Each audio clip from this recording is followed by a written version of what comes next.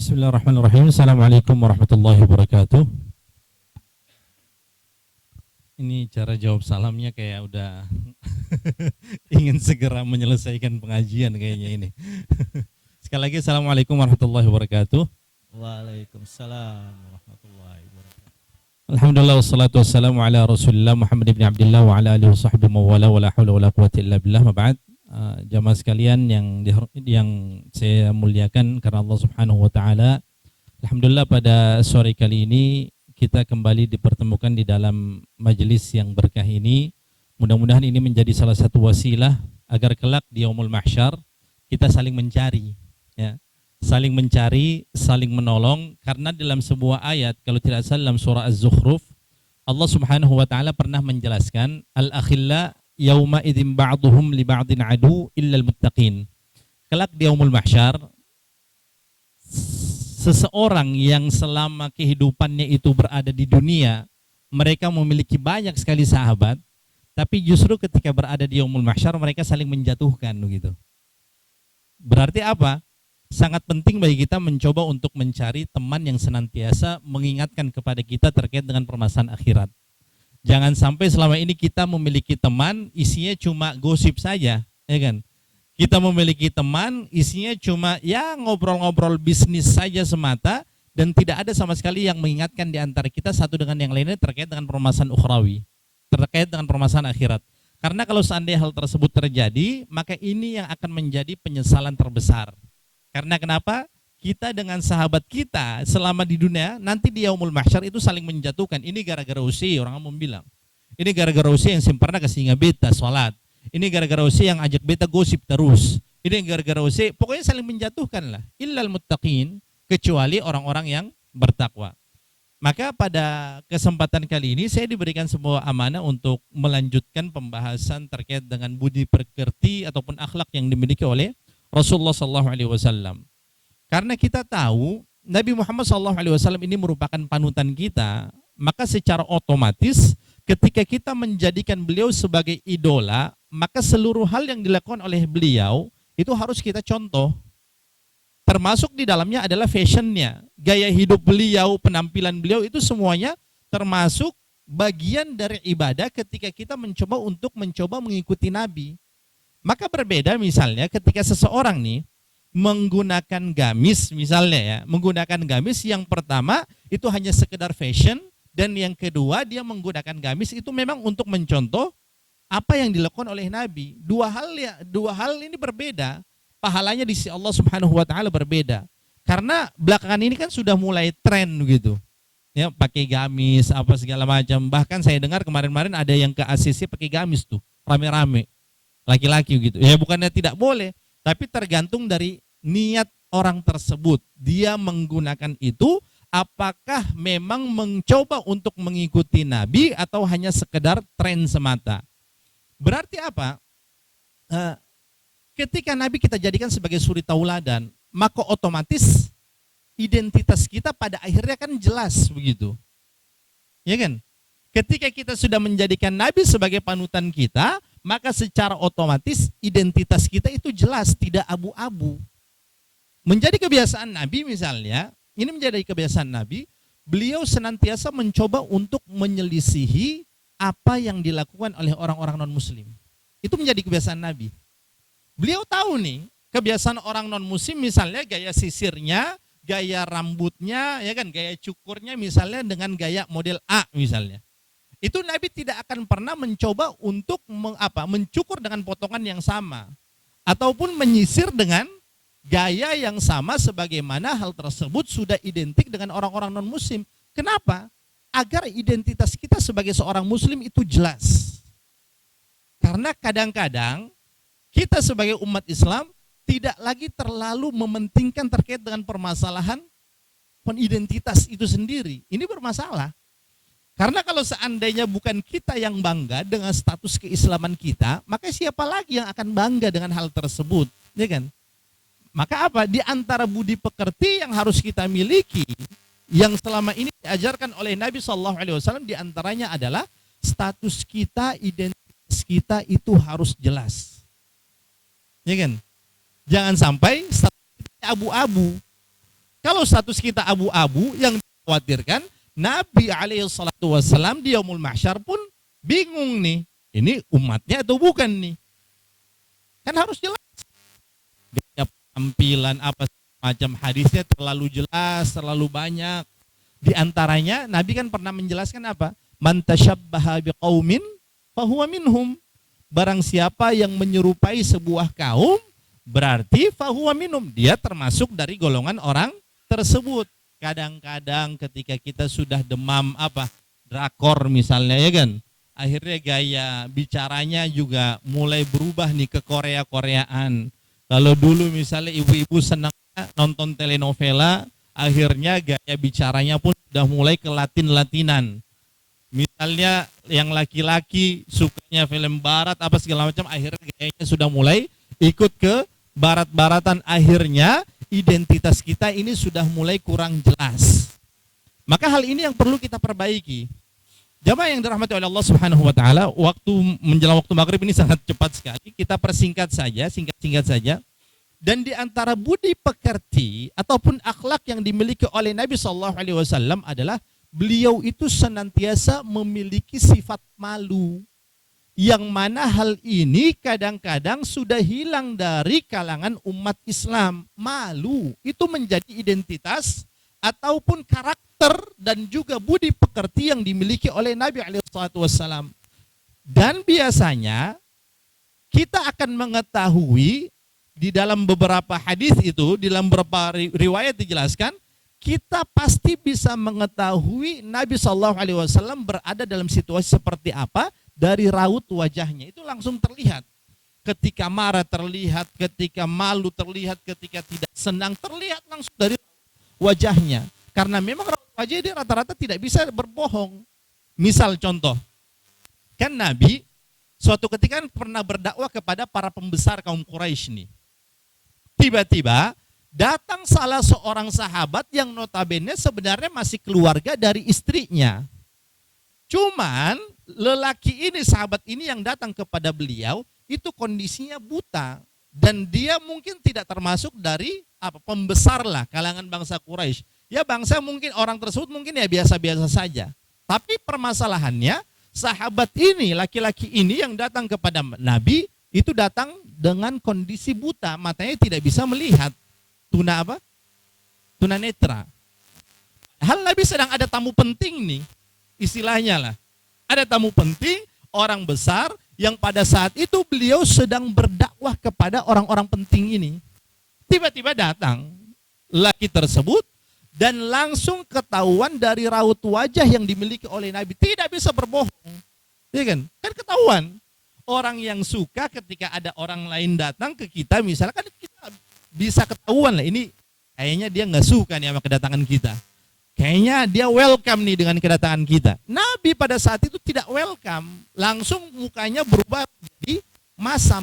Maka Allah Subhanahu wa taala pada saat itu langsung menegur Nabi dengan menurunkan ayat abasa wa tawalla an ja'ahul a'ma wa ma yudrika la'allahu yazakka atau yadzakkar fa'hu dzikra dan seterusnya, yaitu terdapat dalam surah Abasa.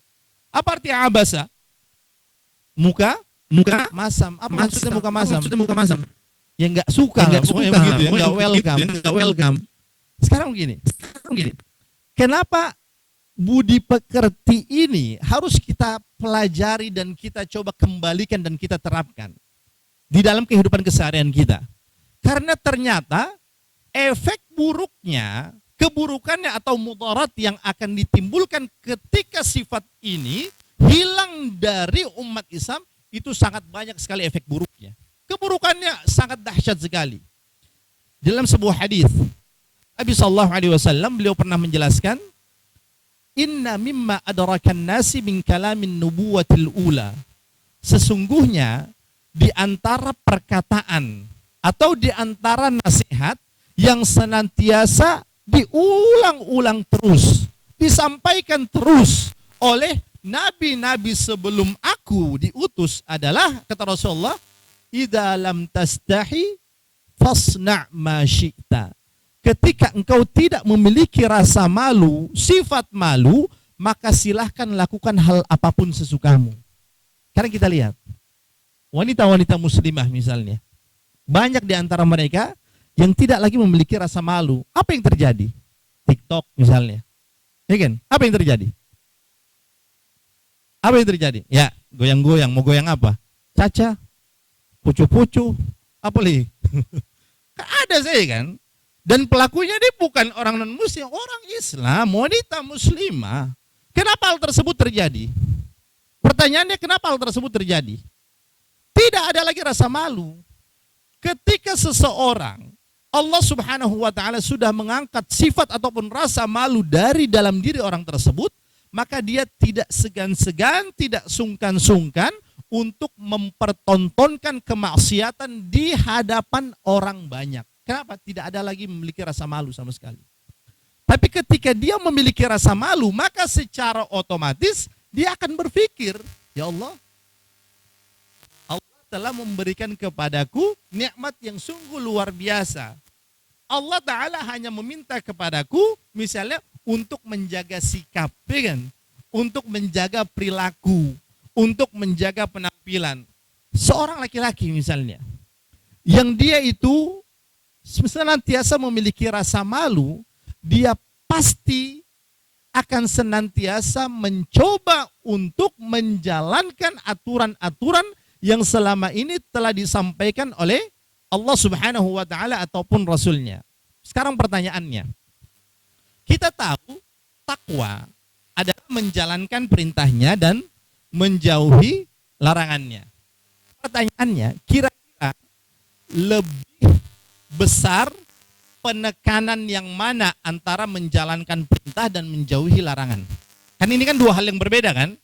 Menjalankan perintah dan menjauhi larangan. Di dalam syariat kita, syariat Islam, kira-kira lebih besar penekanan yang mana? Menjalankan perintah atau menjauhkan larangan?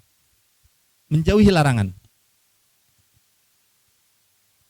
Kayak sih ada yang jawab, gak tidur ke apa ini? Hah? Tidak, penekanannya berbeda, pilih salah satu, tidak ada dua-dua. Jangan biarkan kita memilih, diberikan pilihan yang ketiga. Pilihannya cuma dua. Lebih berat penekanan yang A atau B, menjalankan perintahnya atau menjauhi larangannya? Menjauhi larangannya. Ya. Lebih berat penekanan menjauhi hal-hal yang diharamkan oleh Allah Subhanahu wa ta'ala. Oleh sebab itu dalam sebuah hadis Nabi pernah menjelaskan, ini muka semua di sana kah? Nabi SAW beliau pernah menjelaskan, mana haitukum anhu fajtanibuh. Segala sesuatu hal yang telah aku larang kepada kalian untuk kalian lakukan, maka redaksi yang digunakan oleh Nabi Muhammad adalah fajtanibuh, jauhi dia. Itu redaksi yang digunakan oleh Rasulullah SAW. Bahkan di dalam banyak sekali ayat, misalnya apa perintah terkait dengan zina, larangan terkait dengan zina. Apa perintahnya? Larangannya bagaimana bunyinya? Ayatnya. Apakah Allah Ta'ala mengatakan janganlah kalian berzina? Kan tidak. Apa redaksi yang digunakan oleh Allah apa? Wala. Apa artinya? Ayatnya sudah hafal, artinya apa? Cuma prakteknya yang susah kadang-kadang nih. Bukan jangan melaksanakan zina, tidak. Janganlah kalian mendekati zina, itu redaksinya. Mendekatinya saja tidak diperbolehkan, apalagi sampai melakukan zina. Berarti apa? Termasuk di dalamnya dia panggil ai. Ya kan? Ada di sini? Kayaknya nggak ada sih. Ada yang di sini panggil ai, iya beb, ya Allah, istighfar. Sengsat beta saya panggil ai deng beb, beta panggil apa? Beta panggil apa? Umi deng abi. Ya Allah, supaya syar'i sedikit. Itu kan larangannya. Sekarang gini, kenapa belakangan ini banyak di antara umat Islam yang ketika dia mungkin melakukan perbuatan, apa namanya istilahnya ini apa? pacaran lah ya, pacaran. Kenapa dia tidak lagi sungkan-sungkan untuk mempostingnya, membagikannya di medsos, di mana, di grup-grup, di IG kah, di TikTok kah, di Facebook kah, terserah lah, di WhatsApp kah, status segala macam, terserah. Pokoknya dia posting tuh. Kenapa hal tersebut itu terjadi? Kenapa? Jawabannya adalah satu. Karena Allah Ta'ala sudah mencabut rasa malu. Sifat malu sudah tidak lagi ada. Sehingga seolah-olah ada pembenaran begitu terhadap apa yang dia lakukan. Oleh sebab itu, di dalam riwayat yang lain, Nabi pernah menjelaskan hal yang berkaitan dengan malu ini. Rasulullah bersabda, "Al-haya'u la ya'ti illa bi khair." Sesungguhnya sifat malu itu tidak akan mendatangkan kecuali kebaikan. Ya. Pokoknya ketika kita masih memiliki sifat rasa malu itu, pasti akan mendapatkan kebaikan. Bahkan di dalam riwayat yang lain, Rasulullah menjelaskan, "Al-haya'u kulluha khair." Sifat malu itu semuanya isinya adalah kebaikan, tidak ada keburukan. Kalau malu bertanya sesat di jalan, itu namanya malu bukan pada tempatnya. Tahu hilang jalan, sing mau tanya, ya kan? Mau pika waka lewat jalan baru, dia sing tanya, kan seharusnya belok kanan, dia lurus, ya akhirnya sampai Waringin Cap. Tahu Waringin Cap? Mulai dari Taino, Air Ali, apalagi Talaga Pange, apa segala macam, ya sampai ke Waringin Cap lah, sing ada kampung lah di situ, sing ada dusun lah. Tanya, berarti apa? Malu, barometernya, tolak ukurnya, itu bukan terhadap nilai sisi manusia, tidak. Tapi tolak ukurnya, sebuah kebaikan ataupun keburukan, tolak ukurnya adalah Allah. Kalau seandainya memang menurut agama kita, agama Islam, atau menurut Allah Subhanahu wa Ta'ala, itu merupakan hal yang baik, lakukanlah. Tapi kalau seandainya menurut agama kita hal tersebut tidak baik, maka tolong stop dulu, pikirkan dulu baik-baik. Ya kan? Sedangkan perintah untuk melakukan hal-hal yang memang diperintahkan, melaksanakan hal-hal yang diperintahkan, Rasulullah hanya menggunakan redaksi wa ma amartukum bihi fa'tu minhu mastata'tum. Dan segala sesuatu hal yang aku perintahkan kepada kalian untuk kalian laksanakan, maka kerjakanlah semampu kalian. Kan beda kan penekanannya? Hal yang diharamkan dan hal yang diperintahkan untuk dikerjakan. Yang diharamkan perintahnya betul-betul menjauhi, hal yang diperintahkan untuk kita lakukan, lakukanlah semampu kalian. Contoh lagi ya, untuk hal-hal yang diharamkan. Nabi Adam, kenal Nabi Adam? Subaku dapur. Tahu. Nabi Adam alaihissalam dan juga pasangannya. Siapa pasangannya? Hawa. Pasangan Nabi Adam adalah Hawa, bukan Budi. Allah menciptakan Adam dan Hawa, bukan Adam dan Budi. Maka mohon maaf nih, kalau seandainya ada pendukung kaumnya Nabi Lut, ya mohon maaf, karena itu merupakan sebuah fitrah yang perlu diluruskan, karena dia sudah menyimpang dan menyamping, dia sudah kesasar, itu jauh perlu untuk diluruskan fitrah tersebut. Allah Ta'ala ketika menciptakan mereka berdua, diberikan kebebasan yang luar biasa ketika masih berada di surga tuh. Kan terserah mau untuk melakukan hal apapun, terserah. Larangannya cuma satu. Apa larangannya? Apa larangannya? Apakah Allah Ta'ala menggunakan redaksi janganlah kalian berdua makan buah khuldi? Tidak. Allah Ta'ala menggunakan redaksi wala taqraba hadhihi syajarat fatakuna minadh dhalimin. Janganlah kalian berdua mendekati, hanya sekedar dekat dengan pohon tersebut saja tidak diperbolehkan, apalagi menjadi sombar, beta yang jadi. Ya kan? Apalagi sampai makan buah itu. Makanya akhirnya kan dikeluarkan, diturunkan oleh Allah dari dalam surga sampai akhirnya kita ini lahir di dunia. Kalau seandainya Nabi Adam tidak makan buah khuldi, maka kita masih ada di surga. Hal ini pernah ditanya oleh Nabi Musa. Kalau kita baca tafsir, ditanya oleh Nabi Musa ke Nabi Adam, semacam protes begitulah. Kalau pakai ketemu pembahasan ini gara-gara sudah ini akhirnya ketemu semua di dunia, seharusnya ketemu di surga nih. Seharusnya saya usah lalala kerja, ya kan? Tinggal sadap saja, mau bikin apa, mau minta apa sih su ada, ya kan? Mangkali ketemu dengan bidadari terus di sana kah? Di sini ada bidadari tak bersayap. Iya. Maka yang dijawab oleh Nabi Adam adalah, usi tahu kalau pakai ketemu pembahasa ya, usi tahu, usi pun kitab itu kapan ditulis oleh Allah, kapan ditetapkan di dalam Lauhil Mahfuz maksudnya. Kata Nabi Musa, tahu. Kapan itu? Kata Nabi Musa, 2000 tahun sebelum Allah menciptakan apapun di alam semesta ini. Berarti apa? 2000 tahun sebelum penciptaan apapun, Allah Ta'ala sudah menetapkan, menuliskan takdir semuanya yang terjadi di alam semesta. Lalu saya masih protes perbeda. Itu yang dijawab oleh Nabi Adam ketika kita membaca tafsir Al-Qurtubi misalnya. Nama kitabnya adalah Al-Jami' li Ahkamil Quran. Tafsir Al-Qurtubi ini dari Spanyol, orang Spanyol yang nulis. Sekarang kalau kita disebut Spanyol cuma ada, di otak kita cuma ada apa? Real Madrid dan Barcelona. Real Madrid yang kemarin kalah, padahal seharusnya bisa ngejar, ya kan? Kalah. Berapa? 2-1 kalah, ya Allah. Mana Mbappe nggak golin lagi, aduh. Ya kan? Udah berapa kali penalti nggak gol itu Mbappe. Lagian pemain gratisan diambil lagi, ya Allah. Ya kan? Itu yang ada di benak kita kan? Itu yang ada di benak kita.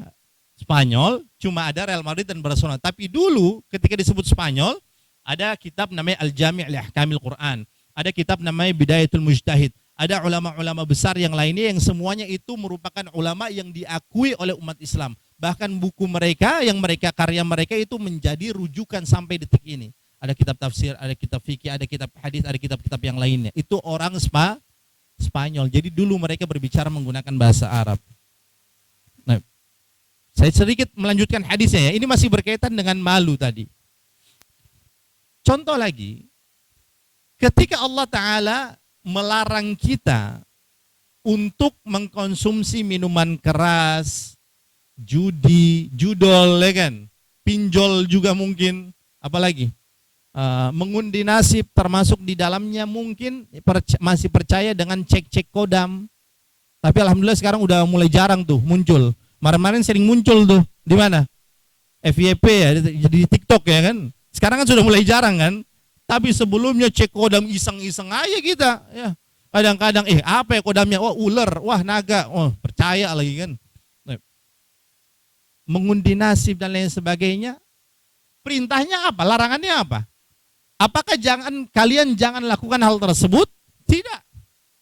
Larangannya adalah janganlah kalian mendekati. Apa kata Allah? Ya ayyuhalladzina amanu, wahai orang-orang yang beriman, innamal khamru wal maisir wal ansab wal azlam rijsun. Hal tersebut yang tadi saya sebutkan itu kata Allah, rijsun. Apa artinya rijsun? Kotor. Min amali syaitan, dari perbuatan syaitan. Maka larangannya adalah fajtanibu, jauhi dia. Dan ketika kita menjauhi hal-hal yang diharamkan oleh Allah, kata Allah Ta'ala apa? La'allakum tuflihun. Pasti kalian akan beruntung. Ini janji Allah.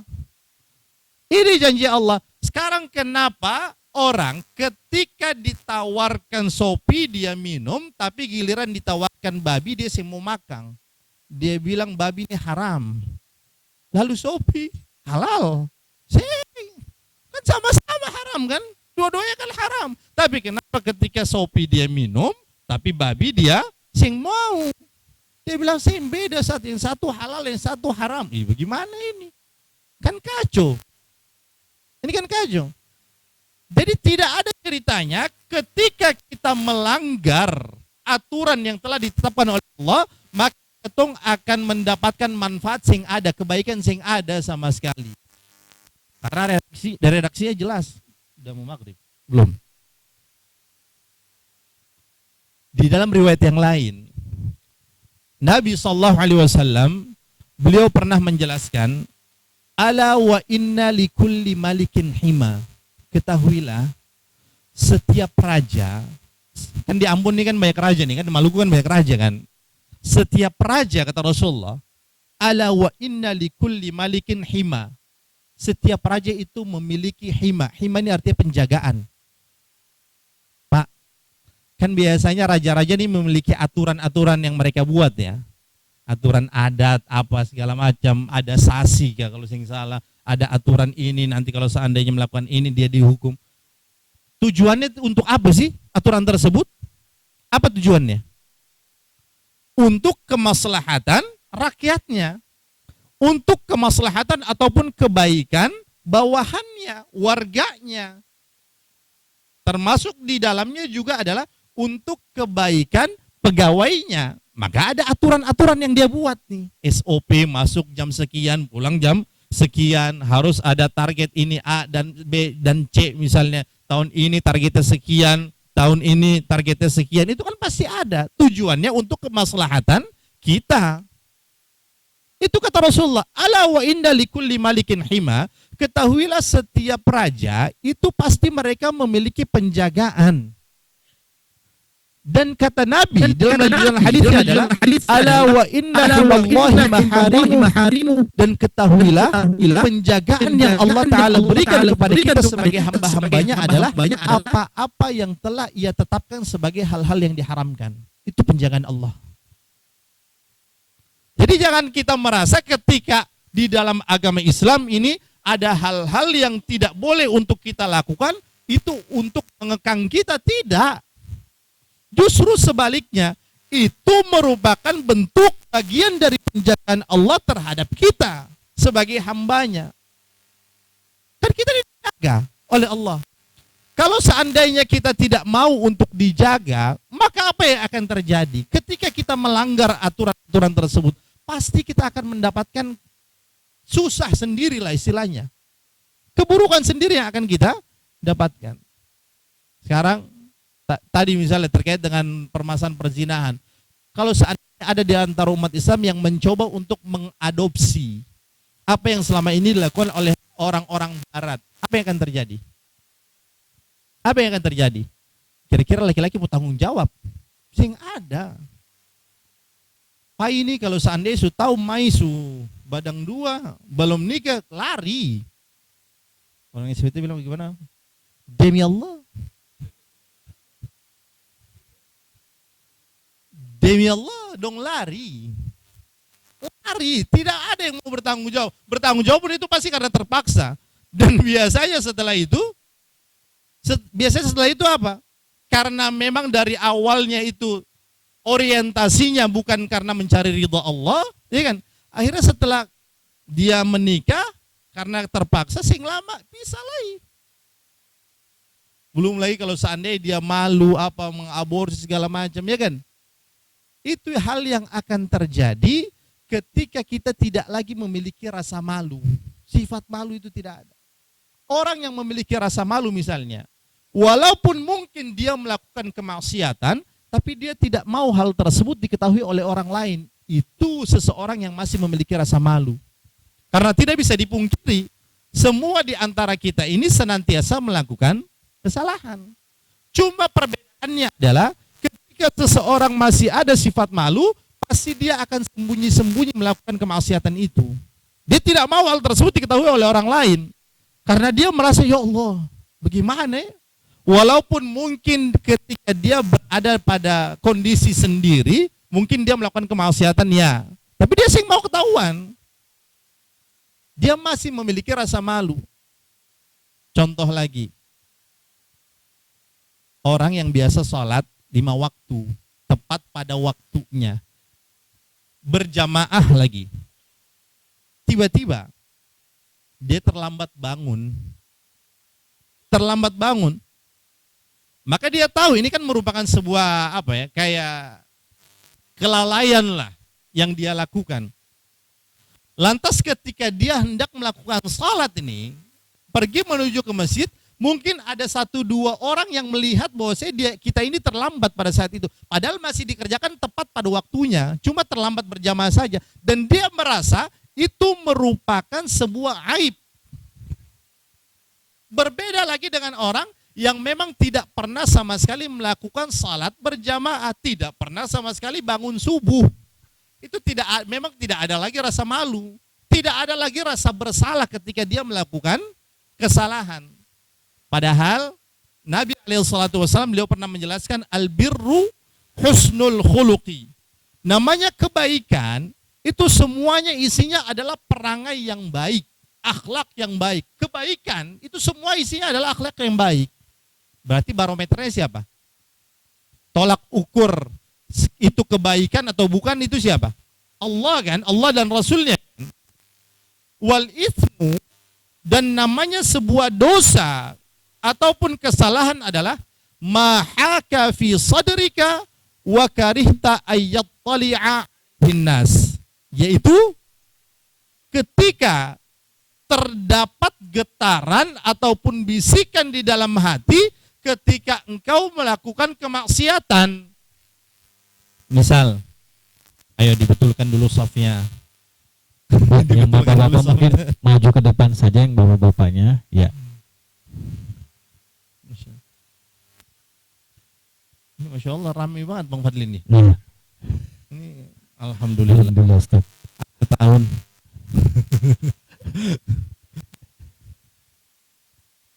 Jadi Nabi SAW beliau tadi mengatakan wal ithmu, dan namanya keburukan adalah mahaka fi sadrika, apa-apa yang ketika engkau melakukan hal tersebut terdapat getaran bisikan di dalam hati kita, ini kayaknya sing betul, ini kayaknya salah nih, ini kayaknya bukan hal yang memang diajarkan di dalam agama kita.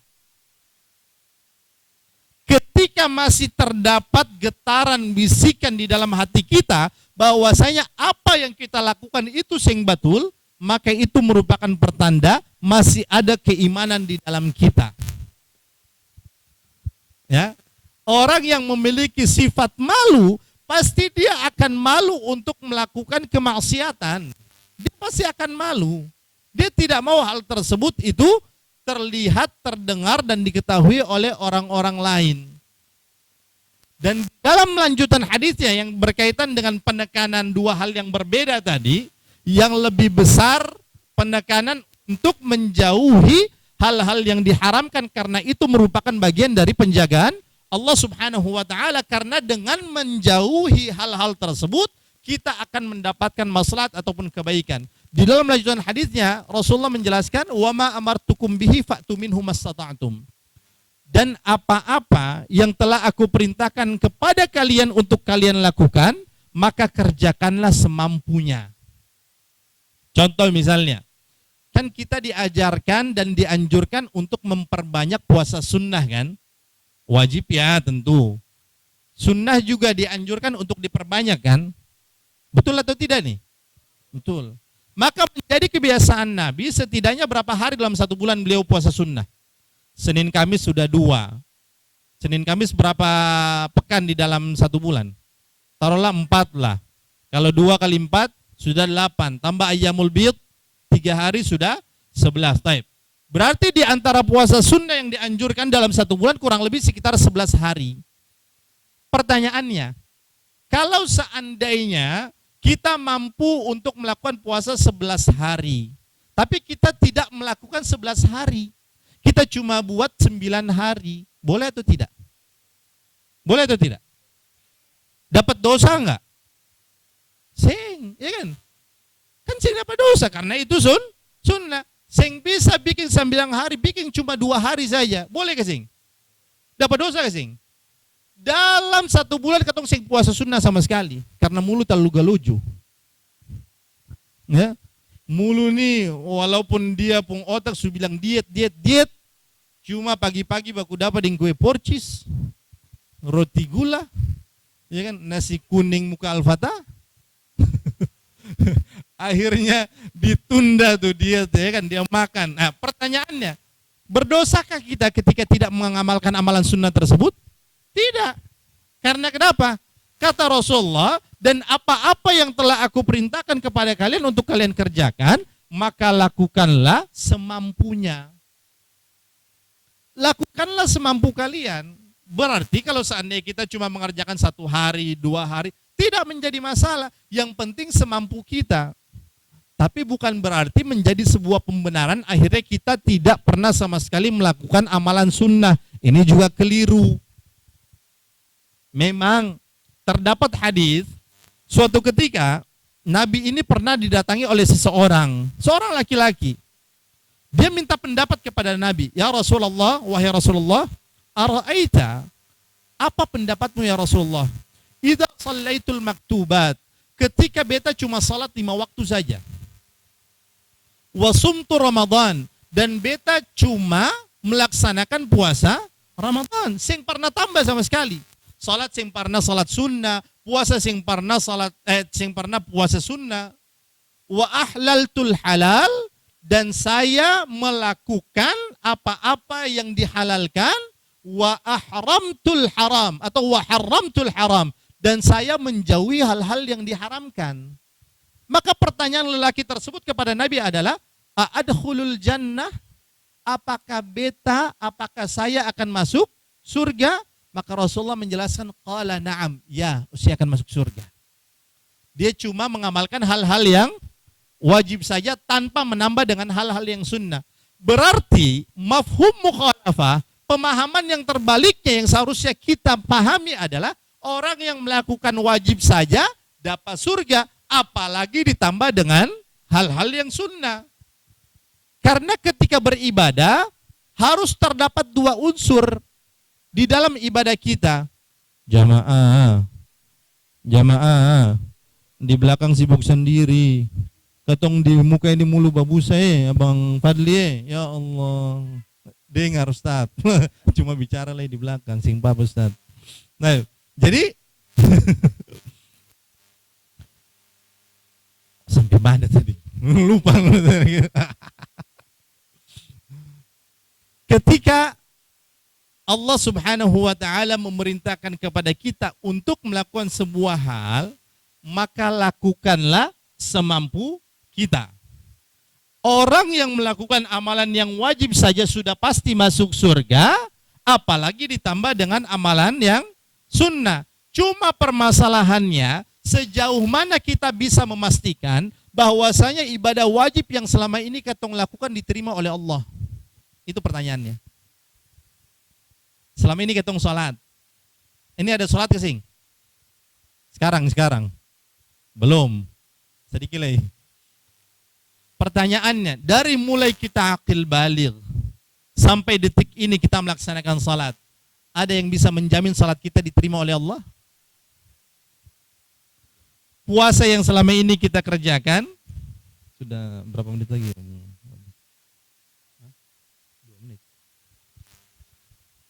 Puasa yang selama ini kita kerjakan, dari mulai akil baligh sampai puasa kemarin terakhir, yang sisa beberapa bulan lagi kita akan kembali bertemu dengan bulan Ramadan, sudah ada jaminan ibadah kita itu akan diterima? Belum. Ketika tidak ada jaminan sama sekali diterima, maka seharusnya yang menjadi tugas utama kita adalah mencoba untuk memperbaiki kekurangan-kekurangan yang terdapat di dalam ibadah wajib kita. Di antara solusinya, di antara caranya adalah dengan melakukan hal-hal yang sunnah itu sendiri untuk menutupi kekurangan yang terdapat di dalam ibadah wajib kita. Mudah-mudahan bermanfaat karena sebentar lagi akan masuki waktu maghrib. InsyaAllah kita akan melanjutkan pada beberapa budi pekerti ataupun akhlak yang dimiliki oleh Nabi SAW. Saya kembalikan kepada Bang Fadli. Assalamualaikum warahmatullahi wabarakatuh. Waalaikumsalam warahmatullahi wabarakatuh. Bismillahirrahmanirrahim. Assalamualaikum warahmatullahi wabarakatuh. Ya, alhamdulillah kita sudah bisa menyelesaikan salah satu ibadah kita, salat maghrib berjamaah dengan Ustadz Husain. Ya, untuk sementara mungkin teman-teman maju ke depan, yang cowok maju agak ke depan supaya ibu-ibunya juga kasihan jangan duduk ini. Ya, masih ke depan aja.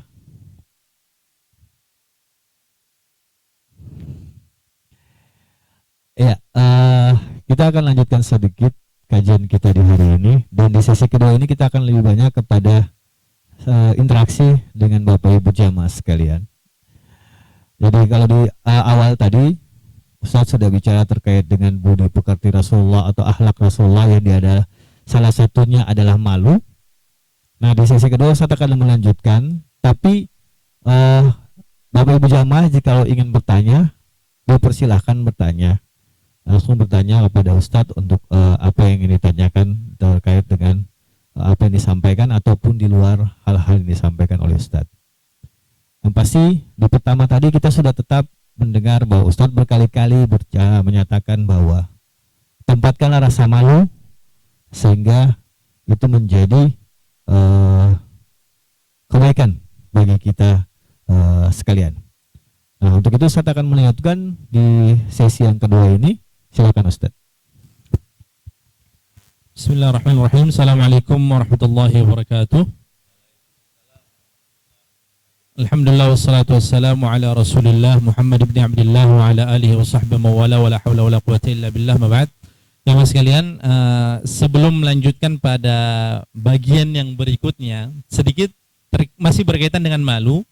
Jadi suatu ketika sahabat Ali bin Abi Thalib, beliau ini berada dalam situasi madza. Madza ini keluar madhi. Jadi mungkin sebagian di antara jamaah ada yang belum tahu apa yang dimaksudkan dengan madhi. Ada mani, ada madhi, dan ada wadi. Dan tiga hal tersebut merupakan tiga hal yang berbeda. Madhi ketika keluar, kira-kira dia najis atau tidak? Madhi ketika keluar najis atau tidak? Tahu madhi nggak? Tahu madhi ke sing? Ini bagian dari ilmu yang harus kita pelajari. Biasanya madhi tersebut itu keluar sebelum keluarnya mani. Atau ketika seseorang, terutama laki-laki, kamu bilang hayal talalu. Ya, dia hayal terlalu banyak, maka keluarlah cairan berwarna bening yang teksturnya itu lengket. Jadi suatu ketika Imam Ali bin Abi Thalib, beliau mengatakan kuntu rajulan madzaan. Saya berada dalam situasi keluar madhi. Fastahyaitu an as'ala Rasulullah sallallahu alaihi wasallam lima kana ibnatihi minni. Cuma beta malu untuk menanyakan hal ini kepada Nabi. Kenapa? Beta ini memang sepupunya Nabi. Tapi di sisi lain, di saat yang bersamaan, beta ini merupakan siapanya Nabi? Menantu. Maka mas beta langsung menanyakan hal ini kepada beta bapak mantu, kan malu lah. Pertanyaannya, lantas apakah ketika Imam Ali pada saat itu malu lalu beliau tidak melanjutkan untuk mencari jawaban? Tidak. Beliau tetap mencoba untuk mendapatkan jawaban tersebut. Bagaimana caranya? Beliau perintahkan salah orang sahabatnya yang lain untuk menanyakan hal ini kepada Nabi. Maka dijelaskan oleh sahabat yang lain tuh kepada Nabi, minta untuk mendapatkan jawaban. Maka Rasulullah menyampaikan pada saat itu, ighsil zakaraka wa tawadda. Apa artinya? Ighsil. Apa artinya ighsil? Ghasala yaghsilu. Apa artinya? Apa artinya ighsil? Ada yang tahu? Ya. Tidak, bukan mandi. Itu ightasala yaghtasilu. Ightasil baru mandi. Kalau ghasala yaghsilu, cuci. Ighsil dzakaraka, cucilah kemaluanmu, wa tawadda, dan wudu'lah. Berarti hukumnya najis atau tidak? Najis.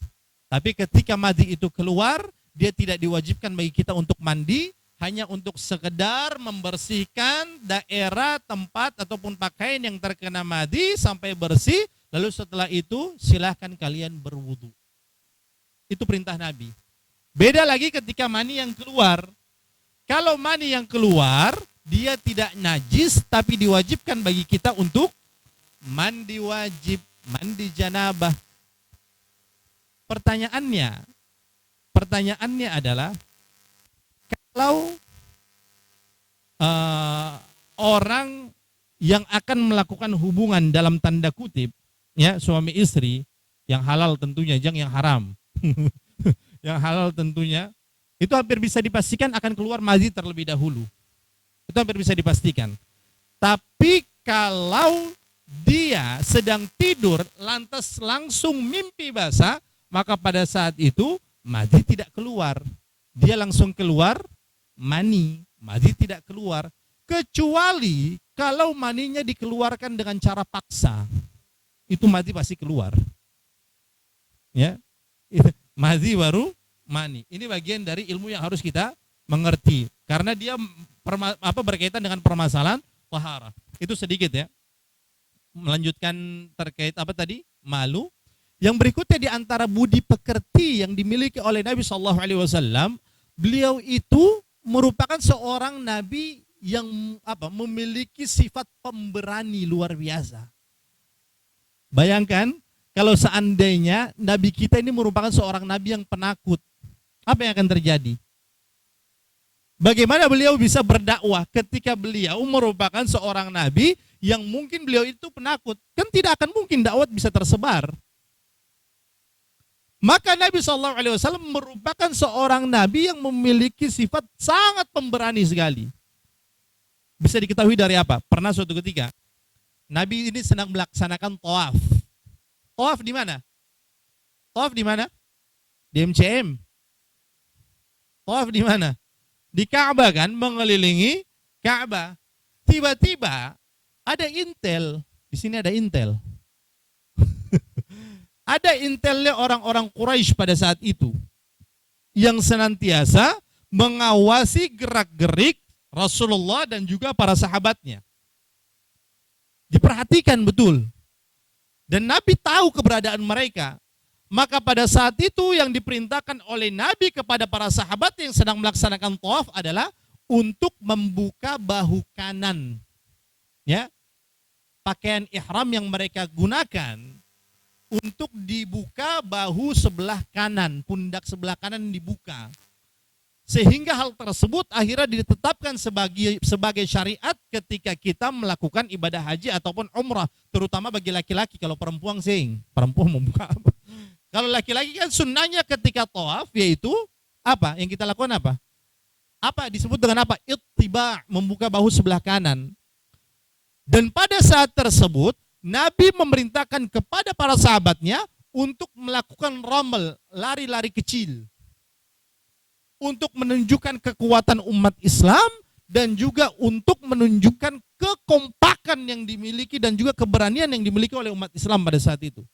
Sekarang kalau ketong lari ke JMP, misal tiba-tiba brimob, ya kan, dong lari pakai apa? Senjata, kayak lihatnya kayak, gagah, baru badang misterik semua. Pasti kan ketong akan merasa, ini gagah sekali, ya kan? Kayak gentle sekali begitu, bukan boti-boti, ya kan? Sing ada boti sini tuh,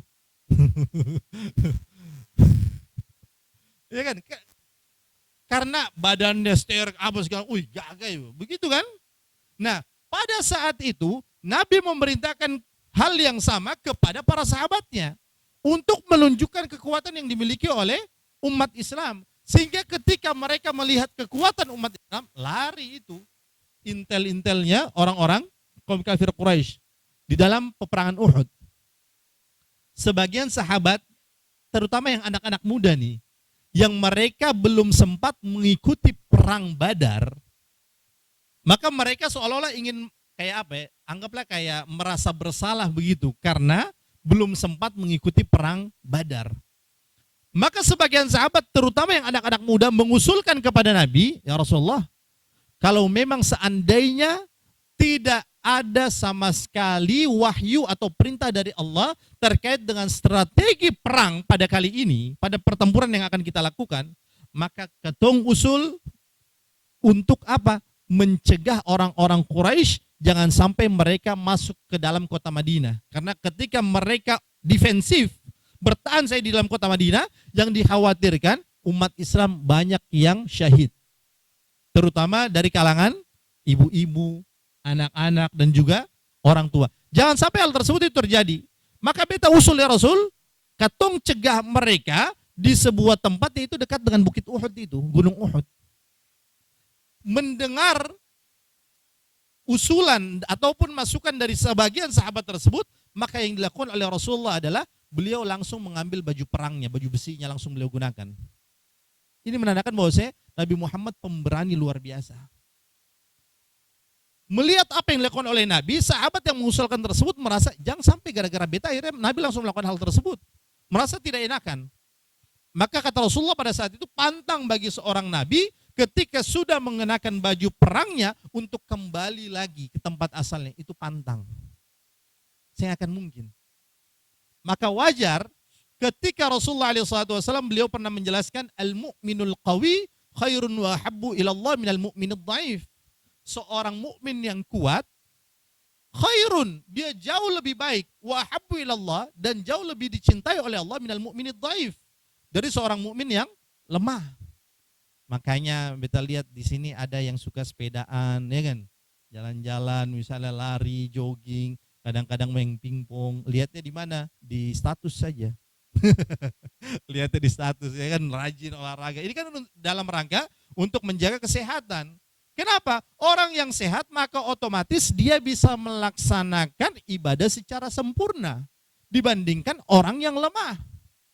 Termasuk di dalamnya adalah Nabi menjaga fisik karena memang sudah bersiap-siap kalau seandainya ada hal-hal yang tidak diinginkan, beliau sudah siap. Makanya termasuk dalam dosa yang begitu besar, kata Rasulullah, ijtanibu sab'il mubiqat, jauhilah 7 hal yang dapat menghancurkan kita, karena itu merupakan dosa besar semuanya.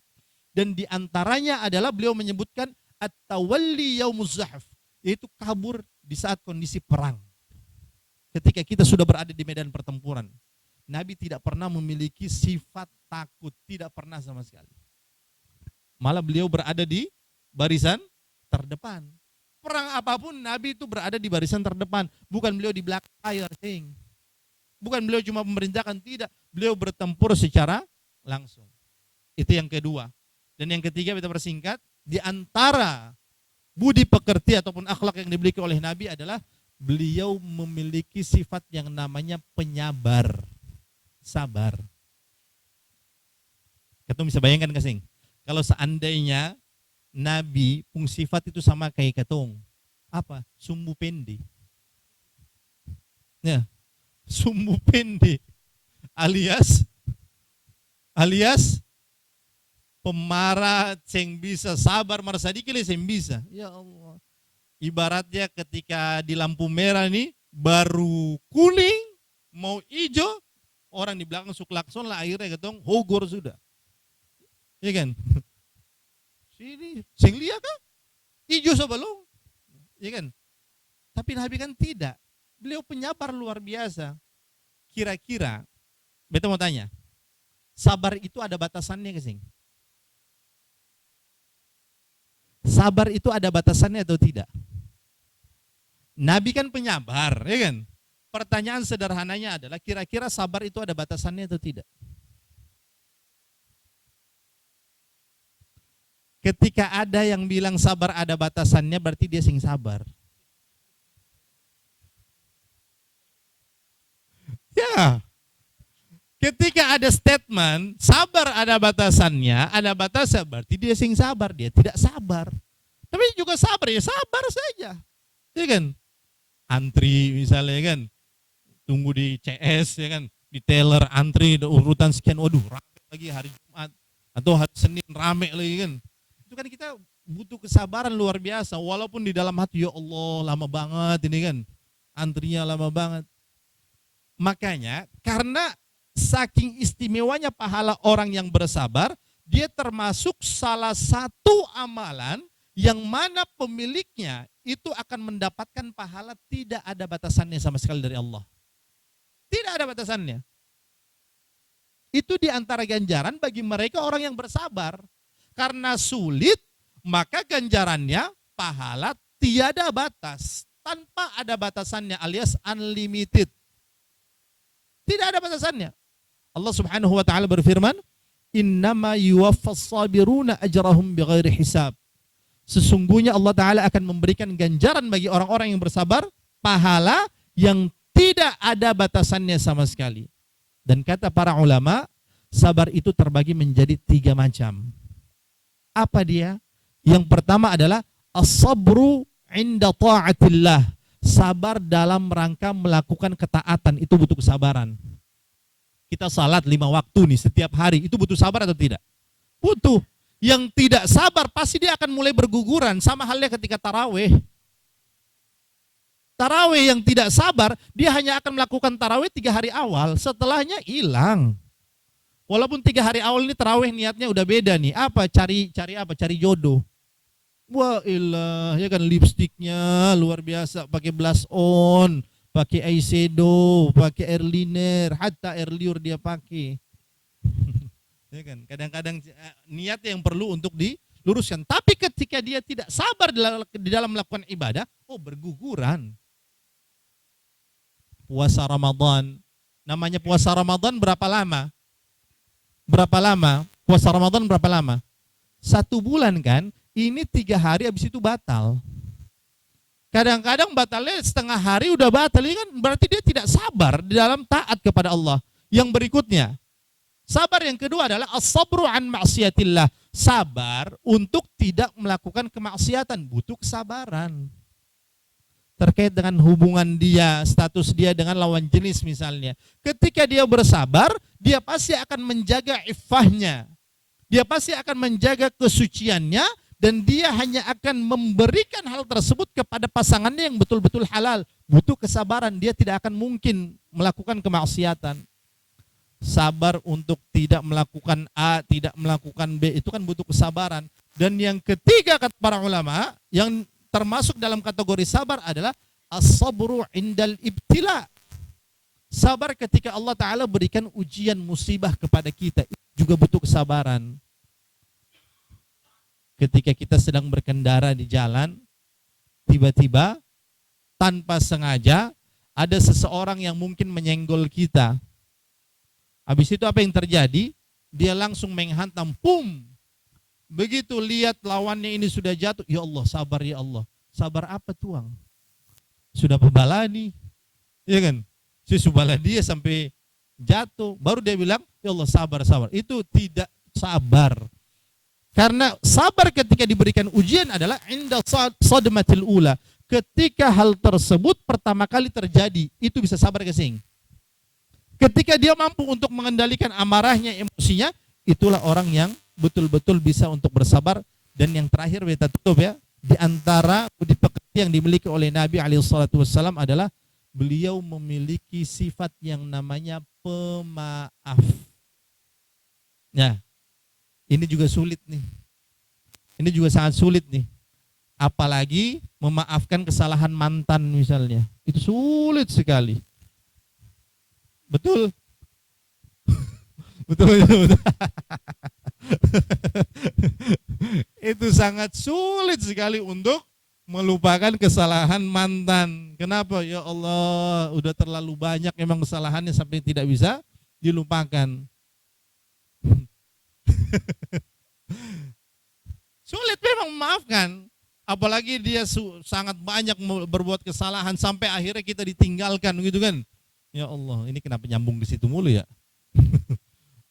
Maka Allah Subhanahu wa taala berfirman pun menjelaskan hal yang sama, ganjarannya pahala tidak ada batasannya. Apa kata Allah?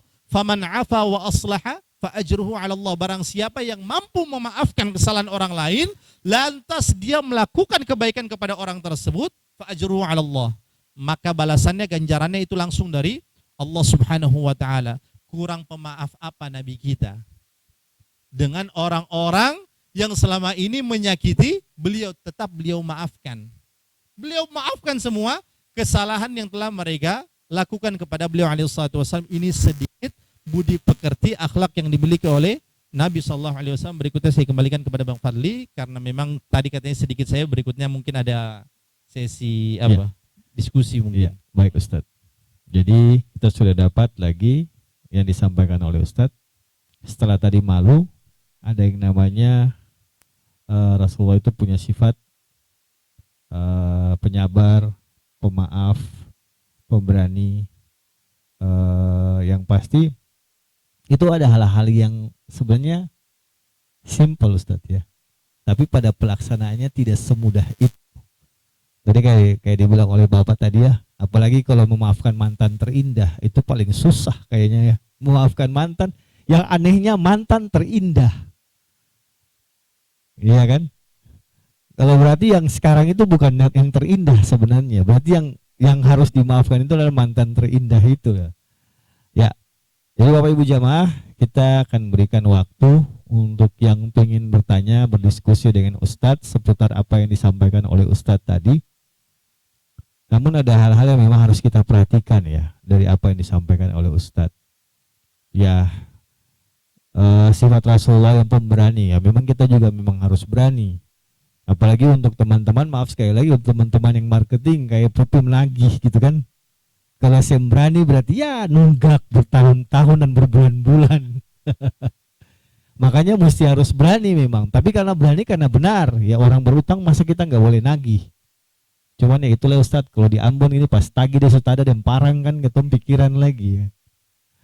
Itu yang pasti bahwa kita harus berani. Ya sabar. Jadi kalau nasabah sudah tada dengan kadang-kadang ya kita minta nasabah yang bersabar, kita juga yang CSO atau teller kadang-kadang yang sabar. Kamu ini sih habis-habis kah? Kita mau makan kah? Mau apa kah? Habis-habis jua. Itu kadang-kadang kita yang tidak sabar. Nasabahnya sabar, kita yang tidak sabar. Kalau bisa diusahakan ya, kalau bisa sih pulang sudah cepat, kita mau makan, mau ini kan. Ya. Jadi silakan Bapak Ibu yang ingin bertanya seputar apa yang disampaikan oleh Ustadz. Karena dari sebagian materi yang kita bahas, ini memanglah materi yang harus dibahas dua bab ya Ustadz ya, di bulan yang lalu dan di bulan yang ini. Karena sebenarnya Rasulullah adalah orang yang memang budi pekerti dan akhlaknya itu yang tidak ada taranya, tidak ada tandingannya. Makanya tadi dari awal Ustadz bilang, kadang-kadang kita mengidolakan orang-orang yang kita anggap sudah baik, padahal ternyata mereka-mereka itu malah memberikan contoh yang di luar dugaan. Kita ambil contoh saja yang barusan viral kan. Siapa sih yang tidak pernah mengidolakan beliau? Banyak orang yang mengidolakan beliau, bahkan orang-orang kalangan tertentu tuh sampai menganggap beliau itu orang yang luar biasa kan. Tapi pada kenyataannya di depan jamaah yang begitu banyak, hanya satu kata saja yang dia keluarkan. Sebenarnya dari semua kata itu hanya kata itu saja agak sedikit tidak enak. Iya kan? Kalau sekedar suruh orang jualan masih wajar. Ya silakan kamu jualan kan gak ada masalah. Tapi begitu kata itu keluar, langsung merusak reputasinya sebagai orang yang diidolakan. Bayangkan saja sekarang 40.000 orang minta dia untuk turunkan dari jabatan sebagai utusan presiden. Ya. Dia sekarang akhirnya dia minta maaf, dia berlomba-lomba dengan ustadz yang lain. Kalau dia mau kasih umroh, ustadz yang lain bilang ketong kasih haji furoda. Nanti kalau dia kasih haji furoda lah, yang tahu ustadz yang lain bikin apa lagi untuk bapak itu. Tapi itulah hikmah yang kita ambil Bapak Ibu jamaah sekalian. Terkadang beliau begitu direndahkan, Allah angkat derajatnya bapaknya itu melebihi dari yang kita bayangkan. Akhirnya sosok yang diidolakan banyak orang sekarang terpuruk. Dia mau cari jalan untuk bagaimana caranya dia tetap dinyatakan masalahnya itu selesai. Nah itulah kita belajar bahwa ternyata budi pekerti Rasulullah itu tidak ada tandingannya. Boleh ya Ustadz ya, kita mengidolakan kayak tadi. Ustadz nih ya dari tadi ngomong Real Madrid karena beliau adalah fans Real Madrid. Tapi ada fans Barcelona di sini lah Ustadz, jadi hati-hati Ustadz. Iya. Jadi kita boleh mengidolakan tapi jangan menjadikan idola itu sampai merusak pikiran kita, merusak pemahaman kita sendiri. Memang yang paling banyak terpengaruh dari kondisi ini adalah, maaf, beta pun saudara-saudara yang perempuan. Kita mau bicara apapun, itulah kenyataan yang ada. Terkadang jarang lah kalau mau dapat seorang laki-laki dia akan goyang TikTok berlagu-lagu, bukan satu lagu, berlagu-lagu. Ini katong kalau hitung laki-laki di sini mungkin 2 orang, 3 orang saya bisa bikin TikTok, itu pun 3 lagu paling banyak. Tapi ibu-ibu di belakang itu kalau lagu TikTok ada 5 set, dia akan bikin lagu 5 set itu sampai selesai. Dan dia bisa bikin gayanya itu bersambung-sambung. Nah inilah mungkin yang harus kita sedikit, mohon maaf, kalaupun memang sih saya ada masalah dibikin. Cuman kadang-kadang yang wajarnya itu sudah bikin goyang TikTok, cara berpakaiannya itu yang wajar. Kalau TikTok syar'i, ada yang bilang TikTok syar'i. Barang kenapa? Sing kan Ustadz, abang, beta kan pakai baju syar'i, pakai jilbab, pakai baju panjang. Iya, masalahnya kan goyang. Nah, sing itu TikTok syar'i. Oh iya sudah. TikTok syar'i. Beta juga baru tahu kalau ada TikTok syar'i. Tapi memang mungkin itu yang harus diperhatikan betul oleh yang sampaikan oleh Ustadz. Karena cerita tentang apa yang kita tampilkan di media digital itu jadi cerita sejarah besok-besok. Kenapa? Pengalaman ada yang pernah nonton anaknya protes mamanya gara-gara mamanya punya goyang TikTok, punya cerita yang ditampilkan oleh orang dan anaknya protes ke orang tuanya. Sekarang kan banyak juga kayak gitu, anak-anak diajarkan bikin TikTok, setelah itu anak itu protes orang tuanya. Jadi mungkin kita sudah mesti belajar yang disampaikan oleh Ustadz. Ada batasan-batasannya. Beta ingat dulu beta lahir tidak pernah diajarkan yang namanya kayak begitu. Umi juga begitu dulu, tahu Umi tuh? Pegang handphone sasing. Nah sekarang malah heran gitu kan? Anak kecil dia bisa marah dia pu mama hanya di TikTok. Iya.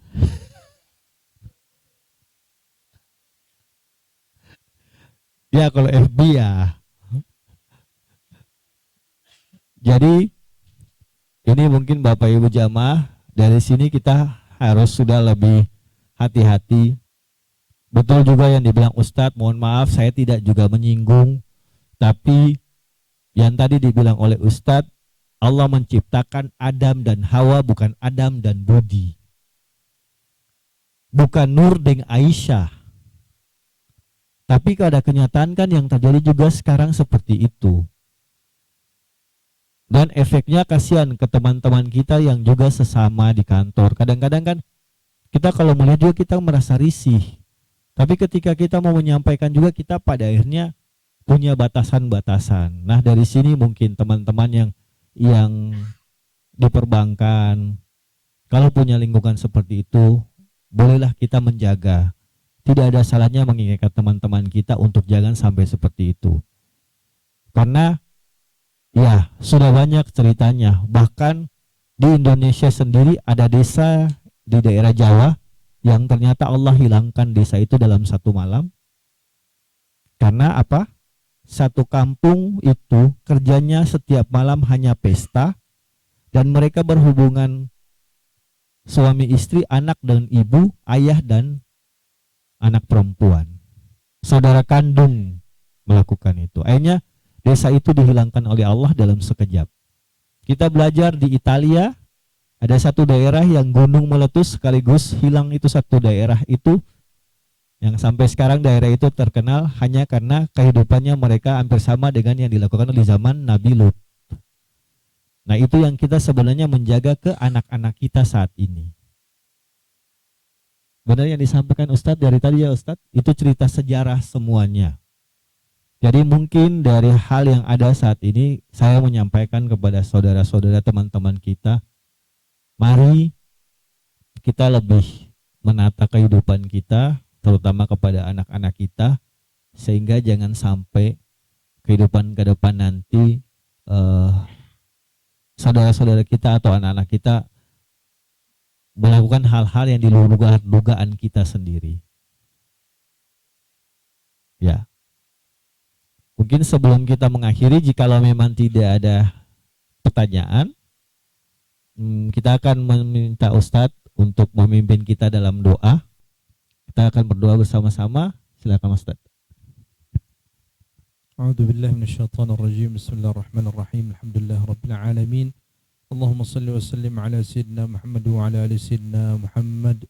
Allahumma inna nas'aluka bi annana nashhadu annaka antallahu la ilaha illa anta al-ahadus samad alladzi lam yalid wa lam yulad wa lam yakul lahu kufuwan ahad. Allahumma ij'al jam'ana hadha jam'an marhuma wa tafarruqana min ba'dihi tafarruqan ma'suma. Allahumma arina al-haqqa haqqan warzuqna ittiba'ah wa arina al-batila batilan warzuqna ijtinabah. اللهم أصلح لنا ديننا الذي هو عصمة أمرنا وأصلح لنا دنيانا التي فيها معاشنا وأصلح لنا آخرتنا التي إليها معادنا واجعل الحياة زيادة لنا في كل خير واجعل الموت راحة لنا من كل شر. اللهم أصلح ما فسد من أحوال المسلمين. اللهم أصلح ولاة أمورنا. اللهم سلمنا والمسلمين من كل سوء ومكروه ومن كل مصيبة وبلاء برحمتك يا أرحم الراحمين. اللهم اجعلنا وذرياتنا من أهل الخير. اللهم اجعلنا وذرياتنا من أهل القرآن واجعلنا وإياهم حافظين لكتابك الكريم. اللهم فقهنا وفقههم في الدين وافتح لنا ولهم فتوح العارفين برحمتك يا أرحم الراحمين. اللهم حبب إلينا الإيمان وزينه في قلوبنا وكره إلينا الكفر والفسوق والعصيان واجعلنا من الراشدين. اللهم ارزقنا حبك وحب من يحبك وحب عمل يقربنا إلى حبك. اللهم يا محول الأحوال حول أحوالنا والعيال إلى أحسن الحال برحمتك يا أرحم الراحمين. اللهم إنا نسألك من خير ما سألك منه نبيك محمد صلى الله عليه وسلم ما علمنا منه وما لم نعلم ونعوذ بك من شر ما استعاذك منه نبيك محمد صلى الله عليه وسلم ما علمنا منه وما لم نعلم.